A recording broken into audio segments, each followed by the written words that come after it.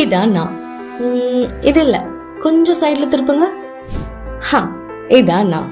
அவங்க பெத்தெடுக்கலனாலும் அவங்க பிள்ளையாவே வளர்த்தவங்க எங்க அம்மா. இந்த ஆத்து கடந்து மலையேறி ஸ்கூலுக்கு போகணும்லாம் சொல்லுவாங்களே, அது மாதிரியெல்லாம் சொல்லணும்னு எனக்கும் ஆசைதான். ஆனா எங்க அம்மா விட மாட்டேன்னு சொல்லிட்டாங்க.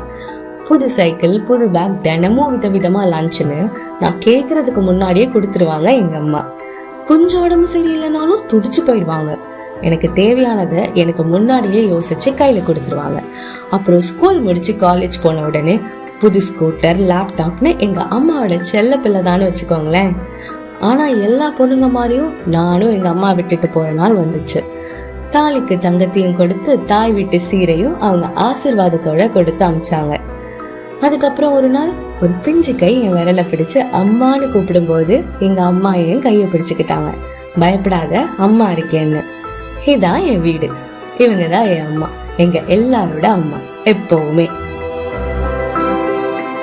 அம்மாவின் பொற்கால ஆட்சியை மீண்டும் அரியணை ஏற்றுவோம். நல்லாட்சி மலர்ந்திட இணைந்திடுங்கள் எடப்பாடியாருடன்.